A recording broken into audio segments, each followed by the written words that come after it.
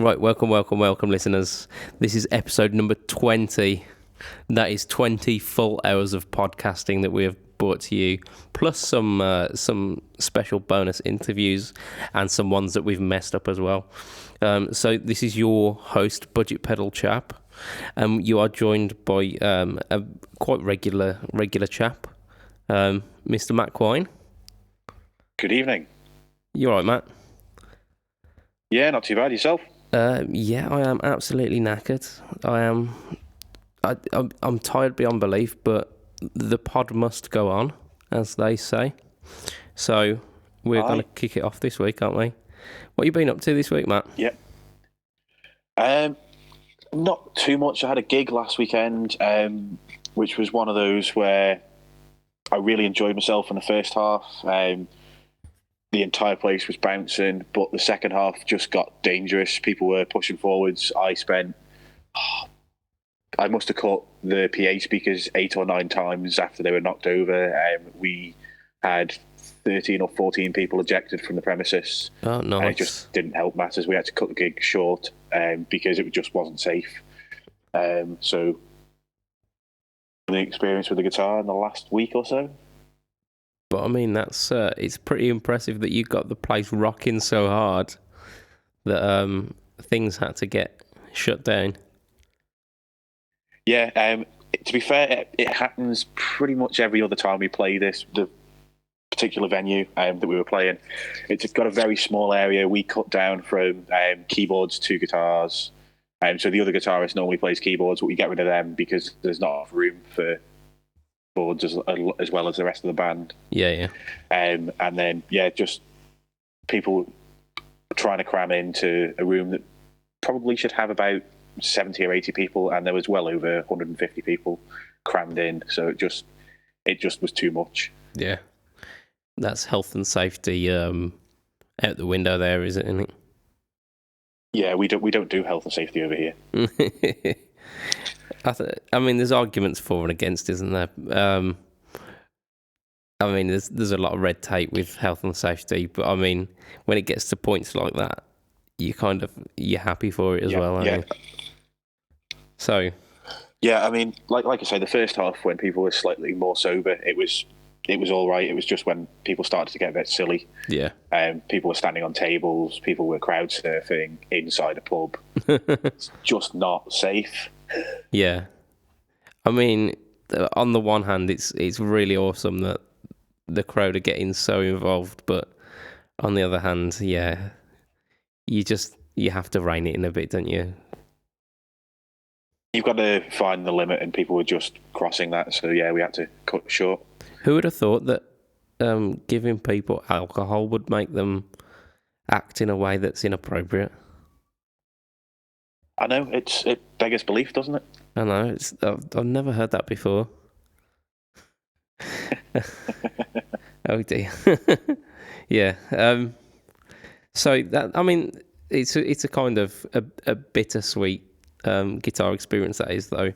But I mean, awesome that you're out and gigging as well. I am well jealous. Yeah.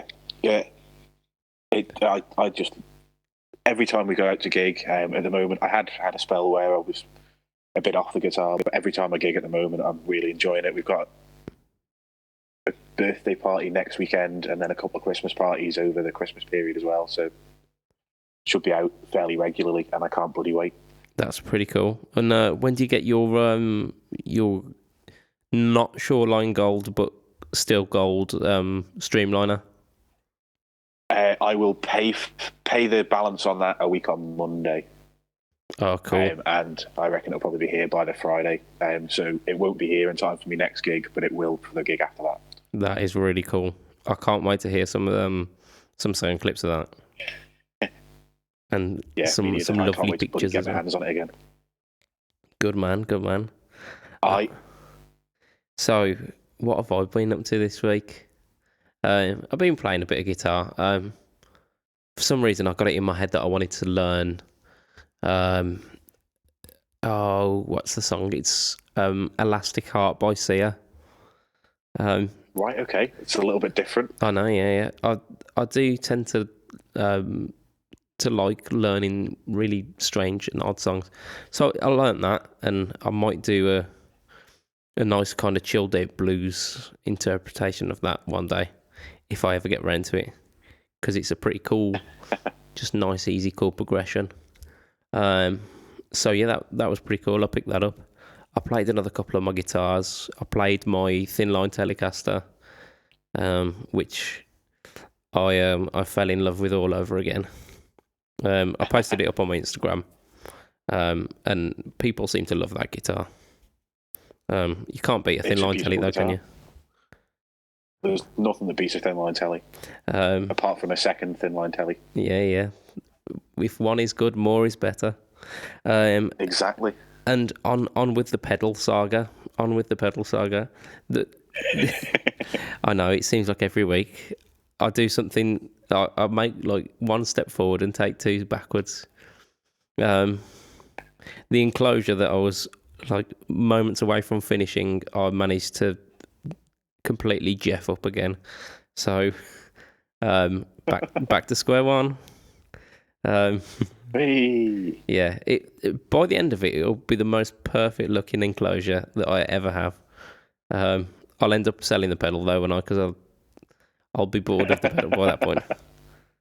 It's the strive for perfection. Anyway, we're gonna, rather than dwell on my my misfortune, we're gonna move on to some news, because we've got some pretty cool stuff this week. So the first thing that I wanna have a look at is, it's called the Mooer.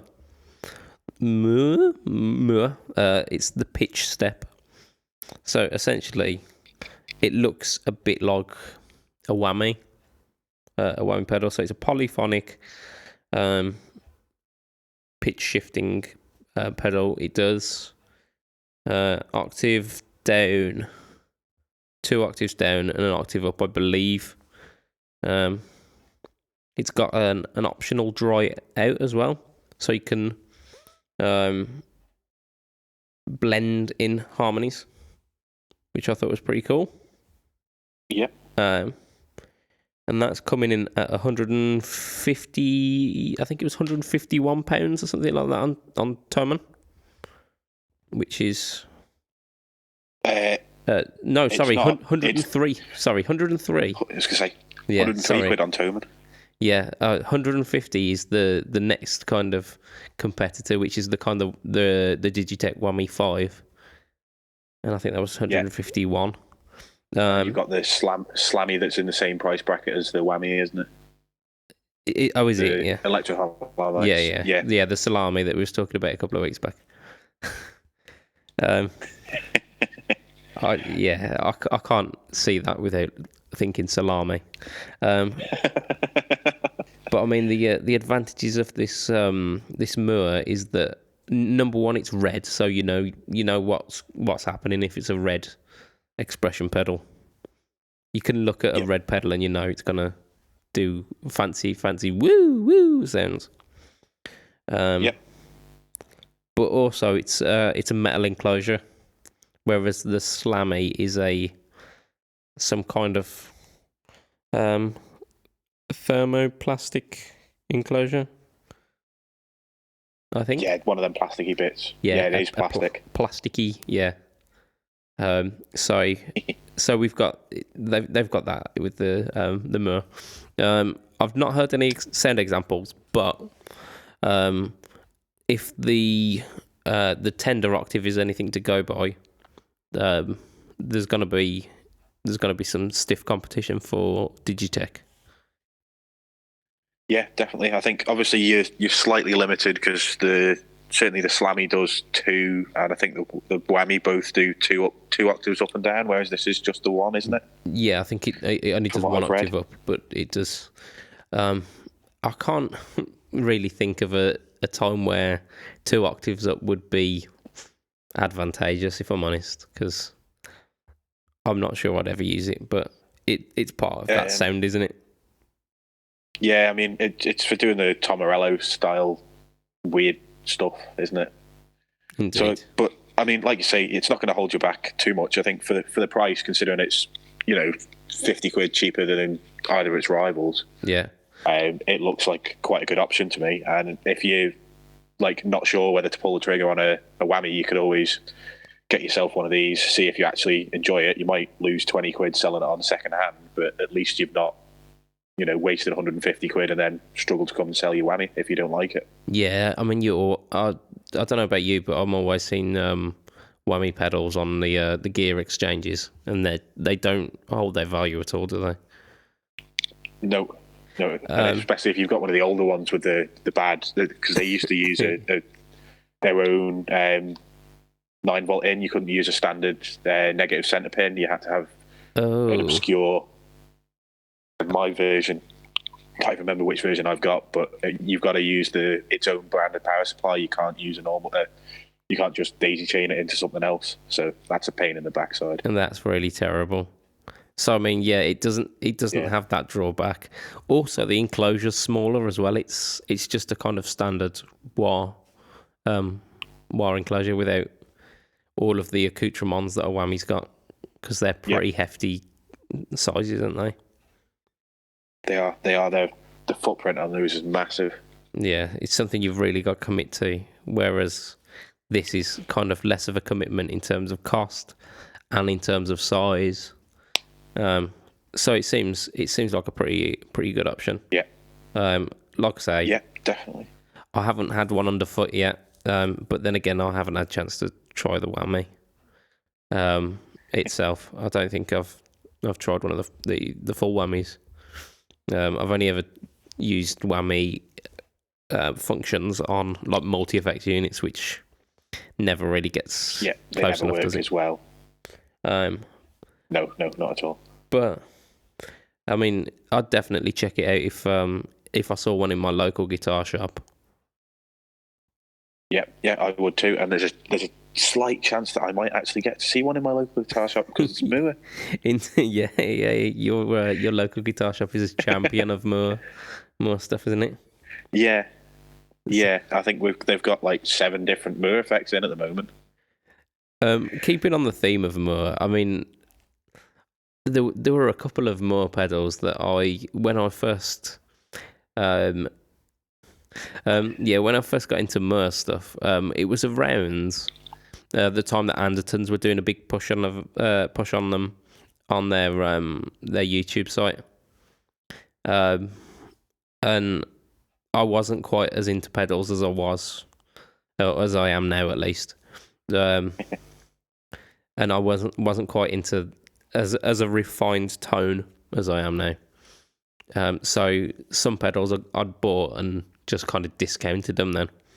And I've come back to some of those pedals recently, and they're actually they do hold up, and it was definitely me who was using them wrong.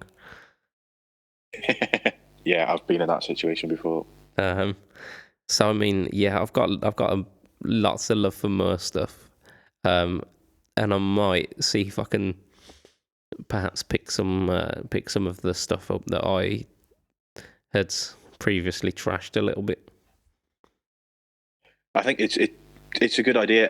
I've had a few more pedals in my time, and a lot of them are really good, either clones or even good on their own stead. I think the little yellow comp, I don't know what it's called. It might be called the yellow comp. Yeah, it's called the yellow comp. It's one of the best compressors on the market for me. Certainly, unless you're going to be spending over 200 quid getting either a Cali 76 or the orange squeezer or whatever they call it. Yeah. I think it's certainly one of the better budget ones. And I had the Mod Factory on my board for forever because it does a really good, really close interpretation of all the modulations. Yeah. And you've got modulation effects on your board. I've still got mine in the box in case anything goes on the board. Yeah. It can go in to replace it. I must admit, I do like modulation effects, so I tend to buy the standalone units. But I've got a Moore Ensemble King on my board at the moment, on my band board, and that I kind of almost crank everything on that, so it almost kind of sounds Leslie speaker sim esque. So I mean that's the way I use that one, and it sounds wicked. Sounds really good.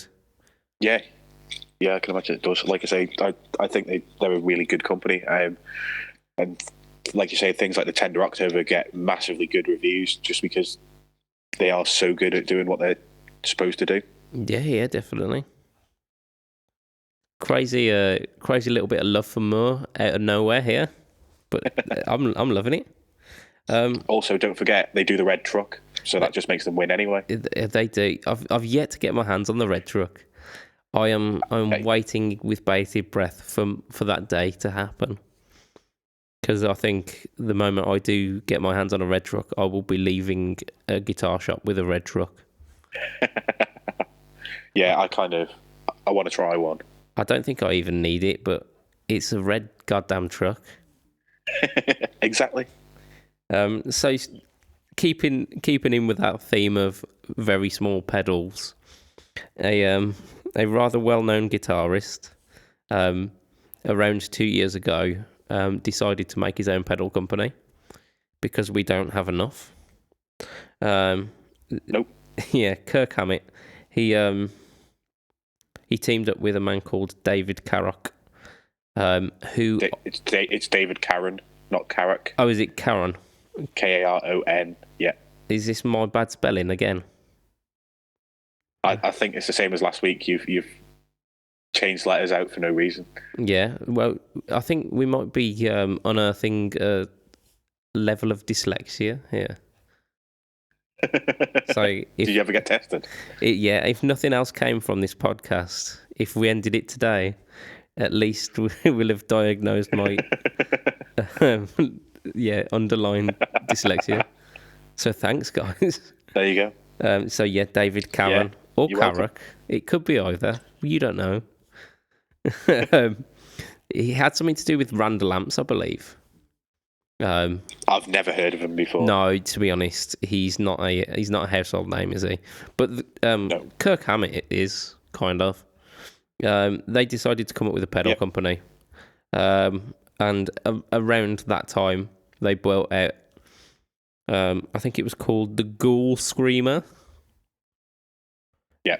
I mean, you can't physically see me, but my palm is slapping my head. So it's a tube screamer, yeah. It had got some fancy dip switches on it, and it was a different take on a tube screamer. But so I've meandered around for this one, haven't I? Recently, there was a little hint that they're producing a mini version of said overdrive pedal called the Ghoul Junior. Yeah. So, your standard 3 controls drive, volume, tone, but it's also got, again, 2 fancy switches on the front.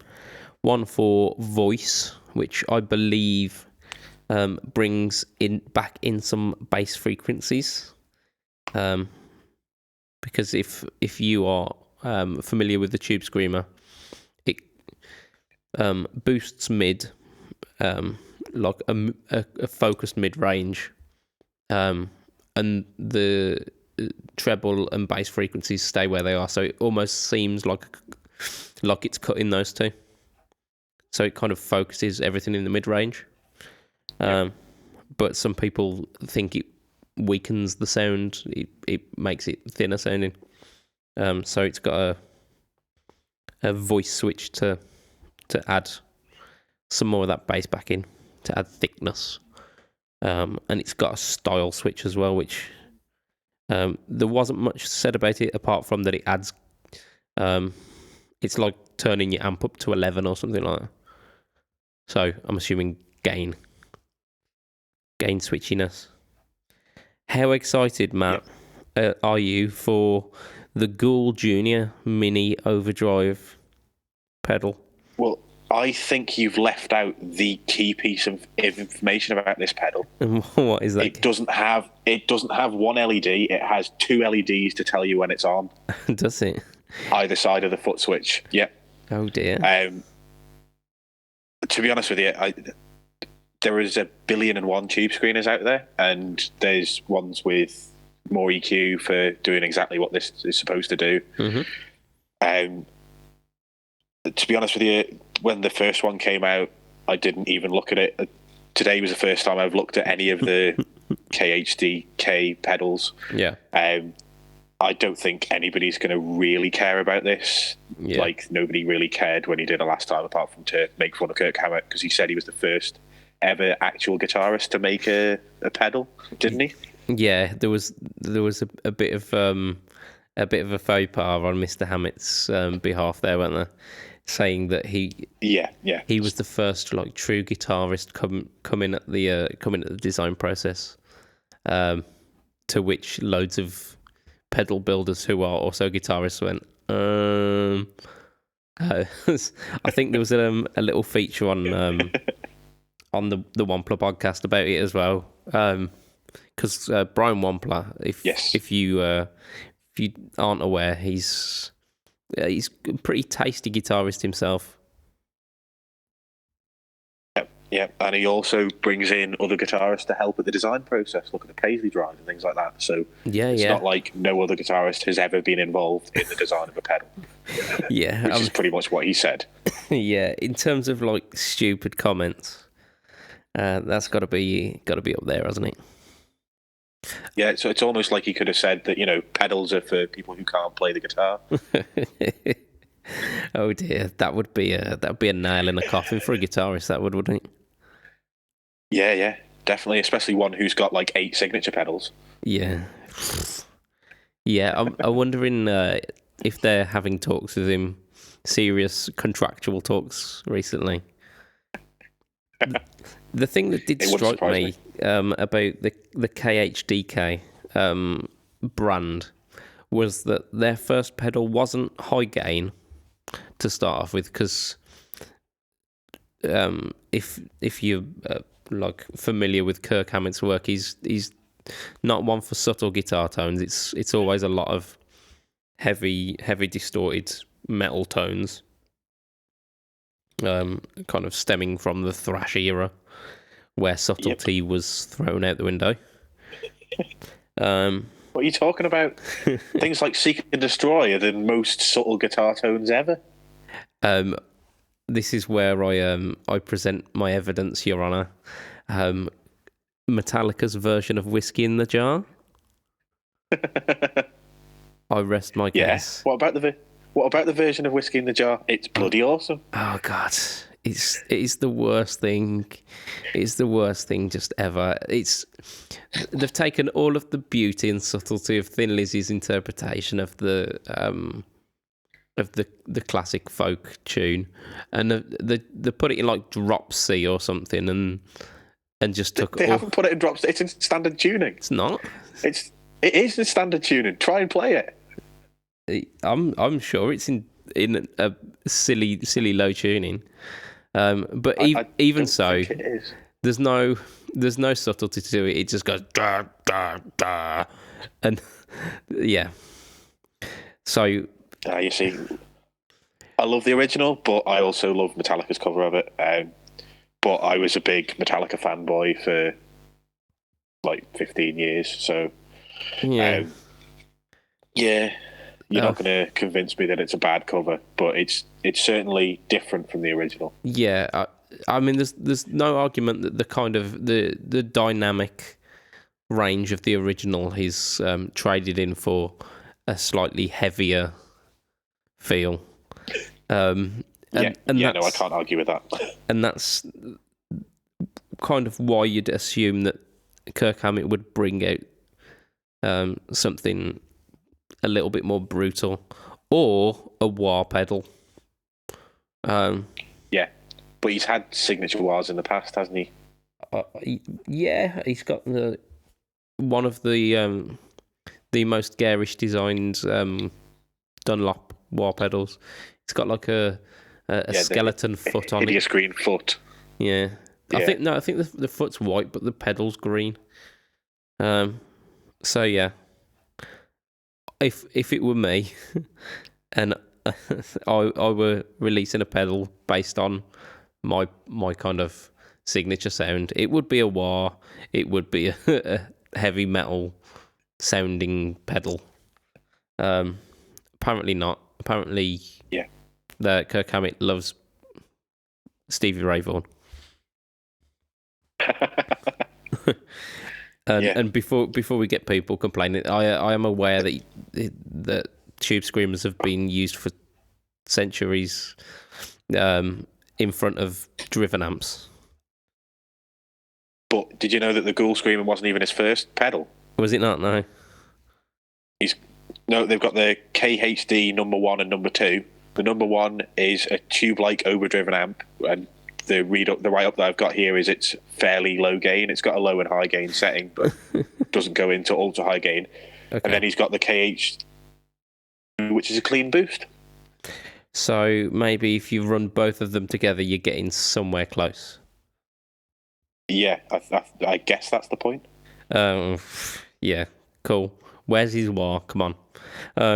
So as a kind of a quick summation, what's your kind of final thoughts on the Ghoul Junior? Buy a Mojo or a Tube Screener Mini. I think you've stole my plan there. Because yeah, going for a Mojo is definitely my choice. But yeah, I think there's it's a saturated market, isn't it? Yeah, and I don't think at the price point that I didn't. Did I see a price point for the Mini? The big one's just over £200 for a Tube Screener clone, which just seems ridiculous to me. Okay. Yeah, I think it's going to struggle in this market. Yeah, it's going to struggle. We'll move on. We'll move on. So this is a bit of information, a bit of news that I was particularly excited about. The Ibanez RG 550. It's a guitar. It's an Ibanez guitar. It's an RG. I like RGs. They are being re-released in their original colours. So we've got four colours.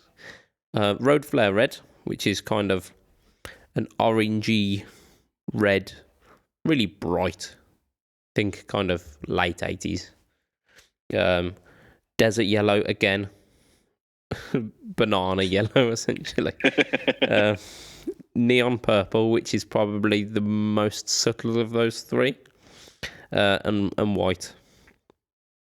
Just white. No fancy word white. Just white. So yeah, four colours, all of which are quite garish. It makes sense because the original 550 was released in 1987, which is why I have a particular affinity with this guitar, because I was also released in 1987. So I'm still waiting for my reissue, but hey ho. Around 7 or so years ago, they Ibanez released a reissue of this in the Road Flare Red, the Desert Yellow, or black.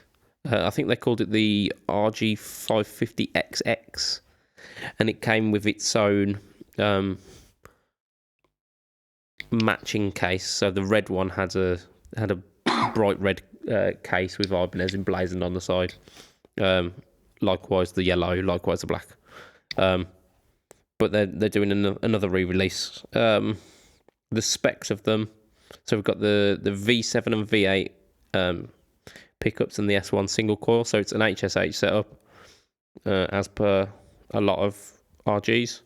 It's got the Edge trem, not the cheaper Edge 3. So kind of sticking to the original stuff. If I'm honest, the V7 and V8 pickups have never really impressed me. As with a lot of Ibanez pickups. Ibanez own brand pickups are not the greatest. They're probably the weakest point on the guitar. But the Edge system trems are quite cool. Price point coming in at 1,100. Your thoughts, Matthew? I actually, considering it's not my style of guitar at all, I'm not a well, despite being a metal fan, I'm not a metal player, and I've always thought of the RG as very sort of thing. I don't like wizard necks, and I don't like flat radiuses, which is obviously basically the definition of an RG neck.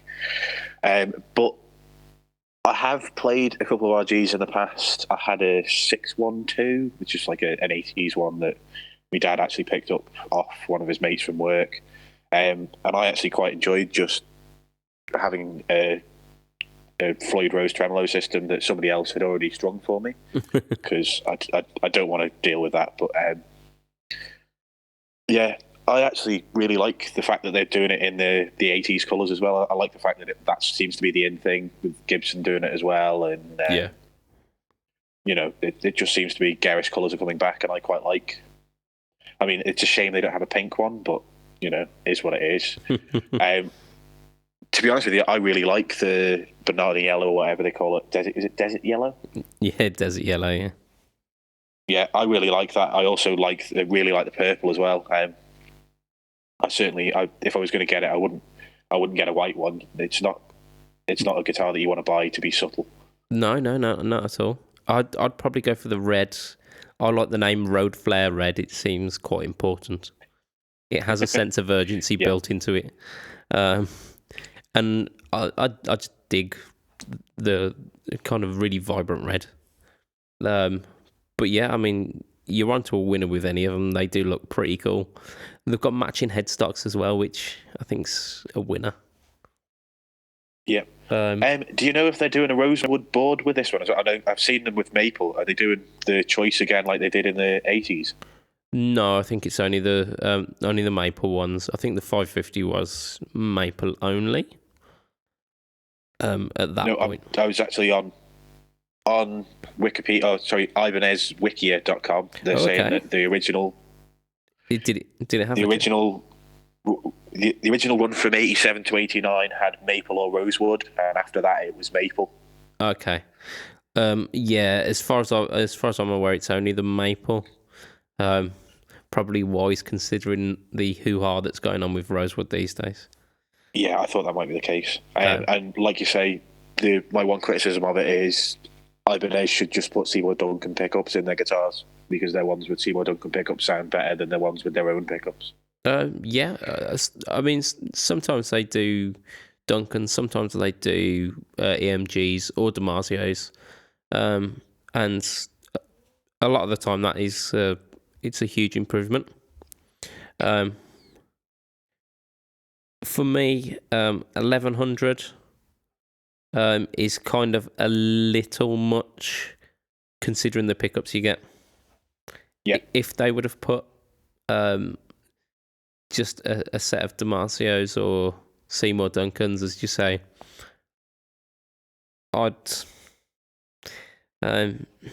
consider dropping some cash for this, because it's like a reissue of the one guitar that I've really wanted to own. So yeah, I think maybe it's a little much, but I've got a soft spot for the Ibanez stuff. Well, I say a soft spot. Oh dear. Yeah. Yeah. Yeah, it's not for me. It's not aimed at me. I don't play anything. Like, obviously, I've just bought a Gretsch, which is about as far away from a Gretsch Hollow Body, which is about as far away from this as you can physically get. Yeah, they are pretty polarized, aren't they? Yeah. It's not aimed at me, but it looks pretty cool. And you don't see that many like super Strat style guitars with a maple board, and I think it looks pretty cool, which is odd because I'm not really a big fan of maple boards. Yeah, it's got that shock factor, hasn't it? Yeah, it just looks different. I quite like the look of it, but like I say, I wouldn't be keeping the pickups in it because I've never heard an Ibanez brand pickup that sounds great. No, they'll always they always do. They're not something you'd aspire to. Yeah, they're something that you make do with until you can afford to put something else in. Yeah. I mean, I've my Ibanez. I think it's an RG3 370. I think the pickups in that they were fine, but the moment I changed them out, the guitar really kind of came into its own. Yeah. And hopefully I should be getting that back soon with a set of P90s in it. Is that what you've done to it in the end? Is it P90s? Yeah, P90s, and the centre single coil is something with 1/4-inch pole pieces as well, I think. So yeah, it's going to be a blues machine, whether it likes it or not. I know, I'm a terrible person. Is it a blues machine? Are you keeping the trem system on it? Oh, hell's yeah. So a dive-bombing blues machine. A dive-bombing blues machine, yeah. I mean... That'll be interesting. That's one thing that is missing from the blues, isn't it? Just extreme dive bombs. Yeah, if you say so. Well, I mean, I'm forging new musical paths, aren't I? I swear. Yeah. I look forward to your new Dive Bomb Blues album. That's it, extreme blues. I think sometimes I feel that you should have to have a license to play guitar, and I don't think I'd end up getting one. I think it'd be revoked. But yeah, so that's gonna happen soon. Speaking of silly guitars, I'm gonna let you tell us a bit about this one, Matt, because you had some very strong opinions on this one, didn't you? Yeah. So was it in Summer NAMM or was it just after Summer NAMM? But Fender announced the Ed O'Brien. I'm gonna go with O'Brien. It might be O'Brien, but yeah. Radiohead. The Sustainer Strat. Yes. Now it's finally been released, so people have now started getting their hands. They're in the shops, so they've come back up in news feeds. Yeah. So just as a quick recap, what did it look like, and what kind of specs does it have? It's a white Strat. Now Fender will call it some form of like Alpine white or Olympic, I think. Something Olympic white. At the end of the day, it's either white or it's not white. So stop putting words in front of white, Fender. That's one of my biggest bugbears about Fender is if it's white, it's white. But yeah, so it's a white Strat. It's got is the humbucker in the bridge or the humbucker size? It's a JB Junior in the bridge, yeah. Yeah, so it's a humbucker sized single coil sized humbucker in the bridge with appears to be a standard like Texas Special or something in the middle. Bang on, yeah, Texas Special. And it's going to be Fernandez. Are they the Sustainiac company? You're absolutely spot on. Again, yeah, it's Fernandez Sustainer, yeah. Nice, yeah. So Fernandez Sustainer in the neck. It's got some. Has it got a couple of weird controls on it as well? I'm going from memory now because my iPad's just died. To be honest, my mobile's on 16%, and if that cuts out, then the call's gone. But we'll soldier on. We'll see if we can get through to the end of the podcast. Yeah, 15%. Let's just go. Yeah, basically, it's a Strat with and apparently it's got a 52 telly sized neck on it. So instead of being it's got a thick V neck here. That's the only redeeming factor for me. I quite like a chunky neck. I know we've been through this before, haven't we? You've got a strange fetish. Yeah. I don't even know where you'd go to find weird chunky neck? I've never looked, to be perfectly honest with you. Oh, yeah. But yeah, I don't understand why Fender are releasing this now. If they'd have released it in 1998, then fair enough. Radiohead are a big deal, and you've got loads of people. But Radiohead haven't been at the forefront of music since the early 2000s, maybe, if I'm being kind. And Yeah. maybe you can tell, but I'm not a massive Radiohead fan. I've had to play some of their songs in the past with various bands, and I could almost their music. I could bores almost me. guess at which ones you've had to play. Have a guess then. Go on. We've got Creep has got to be one of them. Yep. Now, how many more have you had to play? 3 more. 3 more. Street Spirit. Nope. Just. Nope. I'm falling down here. Paranoid Android. Nope. Wow. Okay. One more and then I'll give up. No surprises. Sorry, say that again. No surprises. Nope. Okay, then I give up. I've had to play Creep. Yeah. Fake Plastic Trees, which is just so bloody tedious. Yeah. Karma Police, which is so bloody tedious. And Lucky, which has got this weird. At the start of the thing, he, I think it's this Ed O'Brien guy, just plays on the headstock. He plays the little bits of string between the nut and the tuners, and just rubs this thing along there whilst having some weird like delay and reverb and all sorts of weird effect. So it's just this kind of ambient nothing noise. I was almost considering making up a name for that space between the head and the nut, and just seeing if I could get away with it, but just nothing came to mind. Okay, so what I'm saying is he was strumming on the shaft. Yeah, and then he went and made some music. Yeah, but yeah, no, it just. The only thing I remember about that song, it's been about 4 years since I played it. The only thing I remember is that stupid intro. Yeah. And yeah, I don't particularly. We shouldn't be saying that Radiohead are terrible and you shouldn't like them, because people will like them. No, I mean I've got to admit I do enjoy a good bit of Radiohead when from time to time. I'm more of like the occasional fan, rather than a die-hard Radiohead head. But yeah, I mean, if I was going to... My other criticism of this guitar is the fact that it's nearly £1,000 for a Mexican-made Stratocaster. Yes, nice. Which, even if you're going to put the JB Junior and the Sustainiac in it, it's still not going to cost them anywhere near that. Yeah.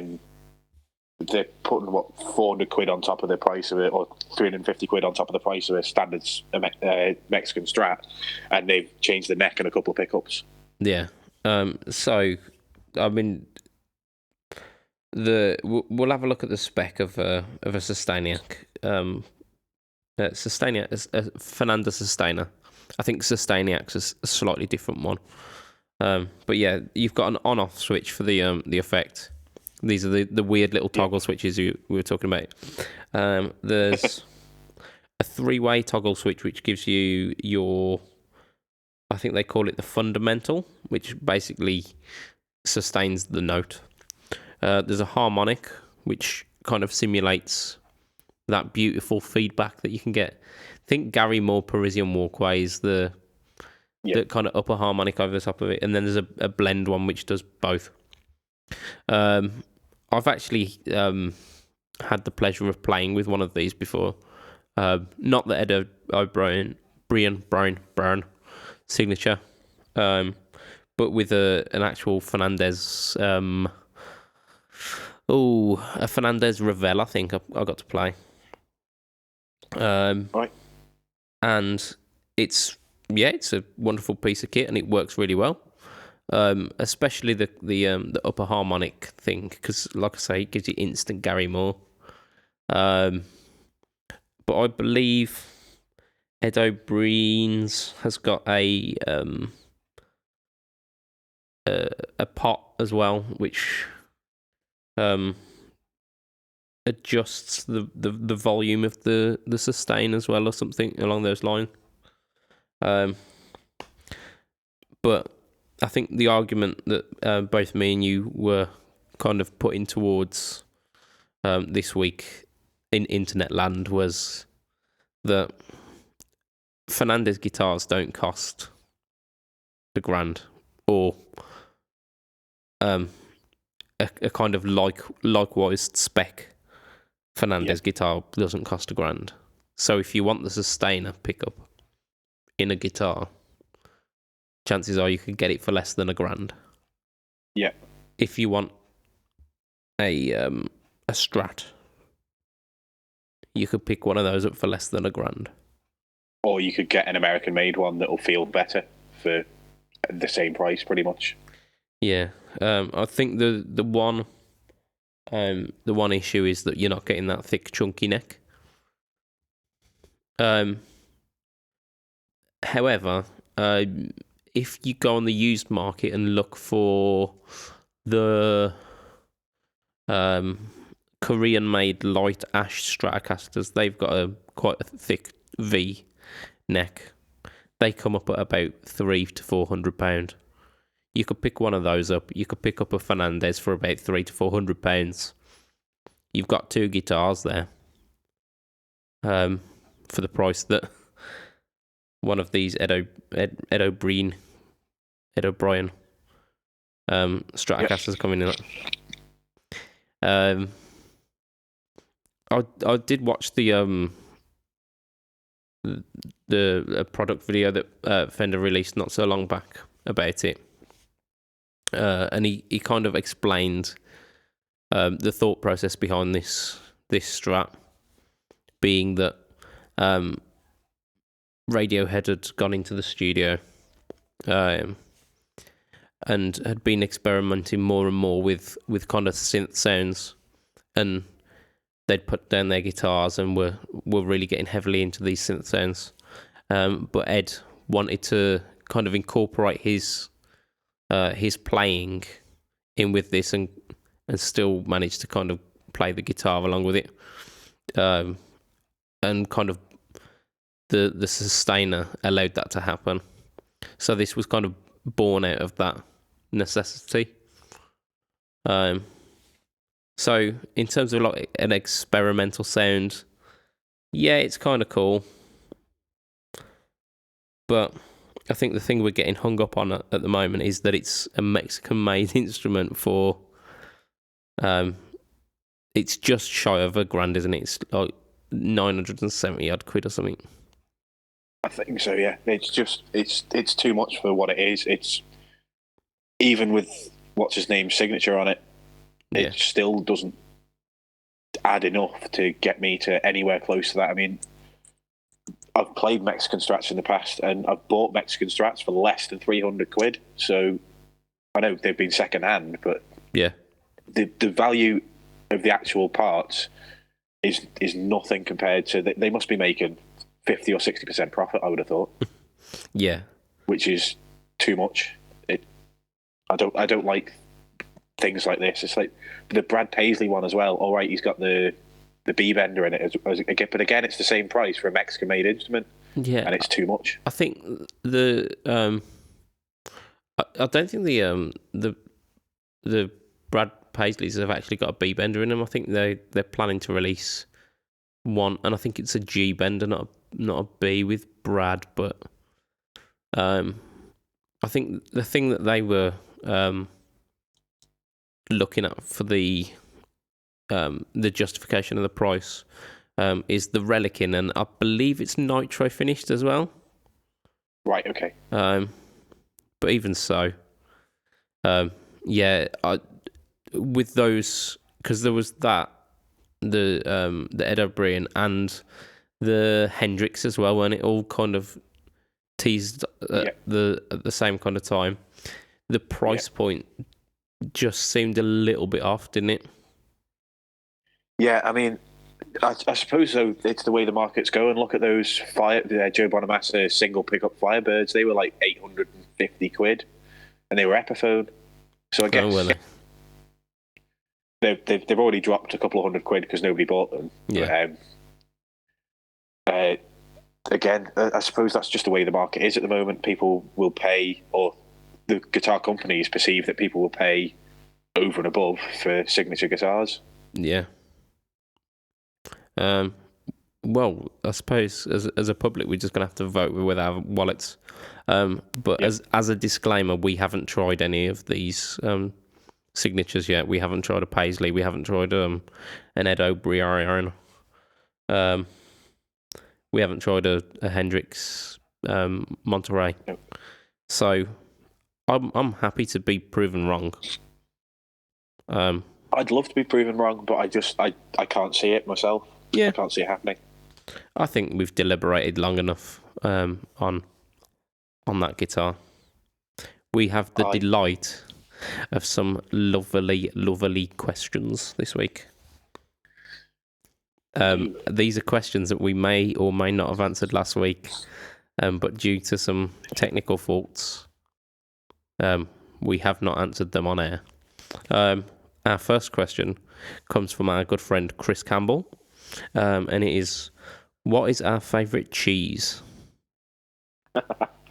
For me, it's a good, proper, mature Manx cheddar, like a really strong flavoured cheddar. And the local creameries over here do it really well. So they even wrap it in wax instead of plastic, and it's just beautiful. Nice. So that's my choice. I've got to admit I haven't tried a good Manx mature cheddar. So I can only say from what I've tried, but I enjoy a good red Leicester, and we're talking a good red Leicester, not these cheaper, the inferior Leicesters. I do like them. A double Gloucester as well. I do like. But then, how can one deny a good old Dairy Lee? Are we talking triangles, or are we talking the Dunker spreadable stuff? Oh, the Dunkers with the jumbo tubes is just, it's a little slice of heaven, that, isn't it? It is. But yeah, I think Dairy Lee is it's the outside favourite here, isn't it? It is. I think it might be. So yeah, I do urge all of our listeners to continue on this discussion in the podcast group, because it's important to know what cheeses are the best, and perhaps we can get a reverb / delay style rivalry going on here with our cheeses. That'd be good, wouldn't it? Sounds good. Yeah. On a slightly more sensible note, Chris also asked us a question about his Strat. It's a Strat heavy week this week, isn't it? It is. So he's got a USA special. It's got Texas special guitar pickups in it. Guitar pickups? What? Who am I?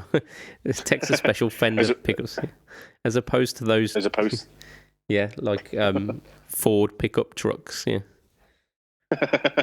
If you can fit 3 pickup trucks into a bloody Strat, you're doing well. Yep. So, yeah. He's got some pickups in his guitar. They are Texas specials. He loves them. However, the bridge pickup leaves him a little underwhelmed. It is thin. It is brittle.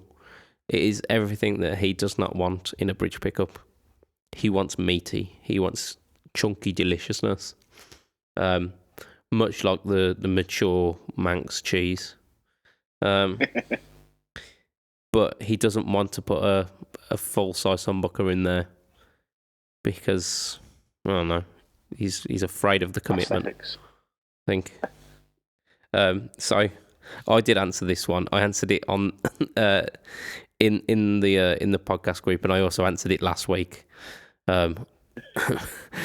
But hey, third time's a charm, eh? So I would personally pair it up with a humbucker. I know he said he didn't want to, but I must throw that in the ring. And the humbucker I'd give him to pair it with is a Damasio PAF Pro.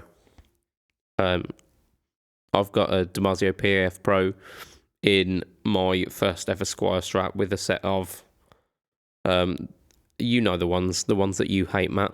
The horrible ones. No, Tex-Mex. Tex-Mex, that's the one. They are delicious, delicious Tony The goodness. one's named after a bloody style of food. Yeah. Well, if it works. And they work really well with that. And the Texas Specials are not a million miles away from the Tex-Mex. They're just a slightly more refined version, so I am to believe. However, if you couldn't have that,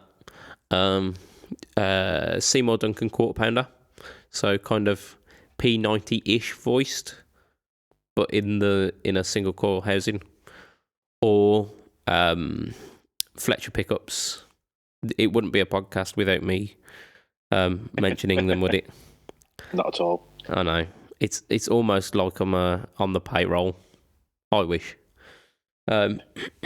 So yeah, Fletcher pickups. I think my Strat Otelli has got a set of Alnico 2 pickups, which I can't remember what he calls them. I think he calls them the whistle set. And the bridge pickups, it's a beautiful balance of clarity, but without that weak twang. So it's kind of full bodied, but still stratty. So those are my picks. How about yourself, Matt? What I mean, I hate Strat bridge pickups with a passion. Yep.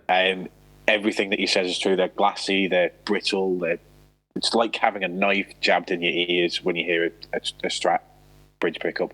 So personally, if he can get over the fact that he doesn't like the aesthetic of a HSS, I would make it HSS because that's how a Strat should be. Probably, if I was doing it myself, I'd start off with an iron gear, something like a Rolling Mills, or maybe one of their slightly lower output pickups. Lose engine, I think, is the other one. Yeah, I'd start out with something like that to check whether that's the sound that I was going for, and then if I ever wanted to upgrade, I'd go somebody like Fletcher, who's going to make you a hand wired one for lower prices than you're going to spend on a bloody Seymour Duncan or anything like that.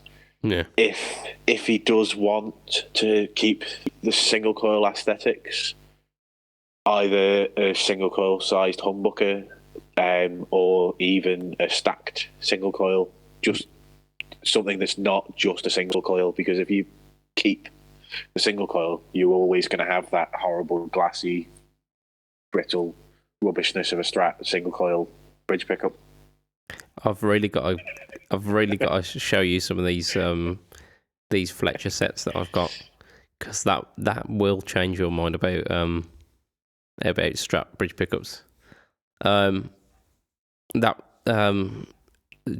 the humbucker sized single sized humbuckers and the stacked. I think Paul was talking about them last week, and he went into quite a lot of detail about some of those, and it's unfortunate that we don't have the footage, but yeah, he did mention a couple of those, and I'm sure that Paul is going to put the research that he put into this question onto the Facebook group so that Chris can see, because it would be a shame if he didn't get that all of that research and all of those options at his disposal. But if you do want to go down the stacked single coil route, Chris, I just so happen to be selling a Seymour Duncan one. So, you know where I am. So yeah, it's all good. You do realise that we're not on a video one, so when you flick him a thumbs up, he's not going to see it. But you've just described it, so I'm sure we can imagine it. Yeah. Well, hey. Yeah. Okay. And that is teamwork. That right there, that was teamwork. There's no I in team unless you spell it really badly. So we're gonna have our final question this week, or are we? We're up at an hour. Do we want to do our final question? Go on. It's up to you. We'll treat our listeners because we do it shorter than we did last week. Somewhat. I think because our questions absolutely scuppered themselves last week, we're gonna give you a little treat this week, listeners. So one of our listeners had the question, Laney amps ? And that was it. No, it was, why are Laney amps not as popular as some of the other brands that were kind of popular at the time, like Marshall and Orange and Vox. They've all kind of come into their own. They're very well established, well established brands. Laney, kind of from that same era, used by some pretty prestigious people. I think Tony Iommi's been linked with Laney for years. Doesn't particularly use his though, does he? But he's been linked with them. Yeah. Paul Gilbert was linked with them for a while, I believe. Amongst many other names, none of which are springing to mind right now because I'm tired and it's late. But why are they not as popular? What say you, Matt? I think it's probably twofold. Reason is the fact that not very many guitar shops seem to stock them. I mean, more recently with the likes of the Cub and the Ironheart series, they're starting to come back again. But certainly, when I was looking at when I bought my Vox, which would be 4.5 years ago now, to be honest with you, I'd not actually heard of Laney. I was actually just starting to get into gear and stuff. Yeah. I went into GAC and said, I want a 15-watt valve amp. What are the options? And I was given Blues Junior, I was given a Vox AC15, and I was given a Line 6 that I can't remember what it was. But Laney weren't there. There wasn't really much else, and I came out with the Vox. But if I'd have had the option to play a Laney, which I did about 2 years later when I bought my Squier Jazzmaster, I had one of the Cubs, which I think is the 15-watt switchable down to 1, and that sounded absolutely fantastic. But I just, like I say, when I was looking, I'd never heard of them. They seemed to disappear for a while. I think they were big, sort of 90s-ish, and then just disappeared off the face of the planet in terms of people using them. Yeah. I don't think... I know you say the likes of Tony Iommi were linked with them and Paul Gilbert was linked with them, but I don't think they've ever had or certainly in the last 25 years, I don't think they've had a massive... No, there's not been a big push, has there? And I think that's probably your other reason, is the fact that they've not got, somebody that's out there playing their amps that's by your kids who are going to grow up and think, right, in the future, nobody grows up and thinks, I want to get myself hands on a Laney. Everybody grows up saying, I need a Marshall in my life, because that's what your heroes played when you were growing up. Yeah. I mean, if Laney are listening and they want someone to promote their lovely amplifiers, this guy. Or this guy. Yeah, yeah. I must admit, I haven't had a chance to play a great deal of Laney stuff. A couple of months back, in fact, probably about 6 months back now, someone bought a Laney amp into work. It was, I don't know what it was, but it was extremely heavy. And I think it was a VC30. That's ringing a bell. Their AC style. Yeah, and it sounded absolutely brilliant. It sounded really good. I mean, I only got to play through it very quickly, but it didn't take me very long to find a very nice tone. So I was very quickly impressed with the Laney stuff. A couple of years back, when I was looking for, I had a lot of spare cash, and I was looking for some fancy amps. I did look at the Ironheart series. The Lionheart, not the Ironheart. And I loved the look of it, but because I didn't get the chance to play one, I didn't end up pulling the trigger on that one. It is something that I think I would really get along with, and I'd still to this day I'd like to give one of the Laneys a try. I do know, however, that there's a shop that's quite near me that now stock Laney, so fingers crossed that I really don't like them, because I don't think my wallet can handle it at the moment. But no, you chop in one of your other amps. They'll take the Spider Valve for one, surely. They won't. Oh, they won't. Not the way I've treated it. But yeah, I probably should consolidate some amps, as you should say. But yeah, I think I do need to try some Laney stuff. Too many. But I think you got down to the crux of it there, that they're not getting into people's hands. There's not a great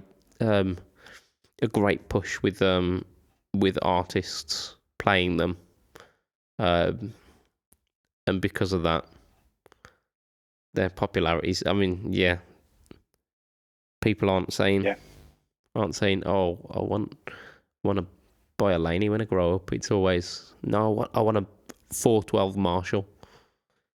And then you get one and you realise this is so impractical. Yeah, I was actually looking back through footage. The very first gig I ever played was through a JCM9 in the local music shop. Was twice the size that it is now at the time. Yeah. And they put on bands in their shop window, and we did 5 tracks, and I was used to using a Vox VT50 practice amp, and there they plugged me into a JCM 900, and I didn't know what the hell I was doing. Yeah. digital effects, and my sound was different, and I didn't know what I was doing. Yeah. What's this second switch for? Why is it not working? Yeah, it was just really confusing. But yeah, you don't need a Marshall 412 if you play anything other than stadium gigs. You don't need one. Yeah, it is somewhat ridiculous. I mean, I ended up buying a 412 at some point because I felt that I needed one, and I bought a 100-watt head, because I mean, everyone needs 100 watts, don't they? The more watts, the better, isn't it? Yeah. Apparently, no. The more watts, the not better. Which is why I now have amps at around 20 watts.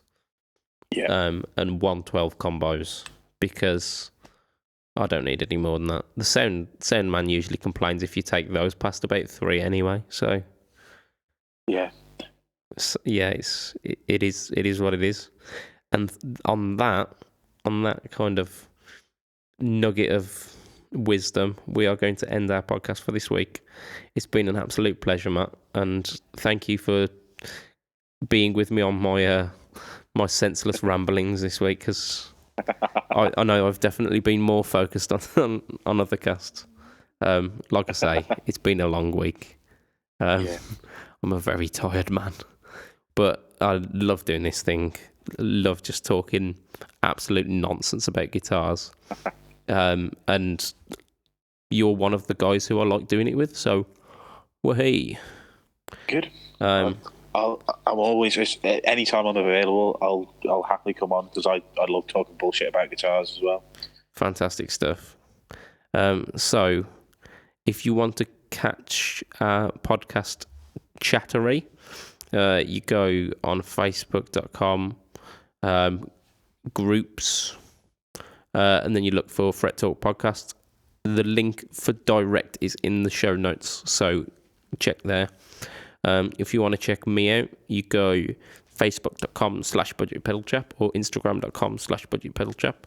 And there's a YouTube, which will be in the show notes. I don't know the crazy alphanumeric number combinations, so I'm not even going to bother. Why not? Why don't you know that off by heart? Because I'm not that good. Yeah, there's updates every so often. I think the Instagram's had a couple of new things this week. I am planning some stuff, but it requires me finding some time. So if you're getting a little bit impatient, don't worry, things are going to happen. If you want to find Matt online, you go facebook.com/switchiom. Yep. You are also quite active in our Facebook group. Yeah, that's the best. If you just want to get me, that's the best place to go. Yeah. And just as a friendly reminder to anyone who listens, please, like us, review, share us with your friends as well. Because as wonderful as this podcast is, as it is, more people listening will make it better. Yep. So that will really help us out.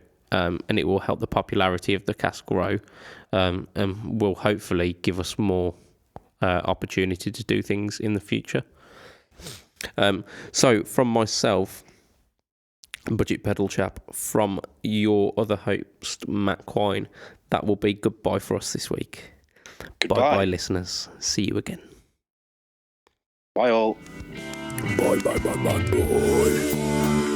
Bye.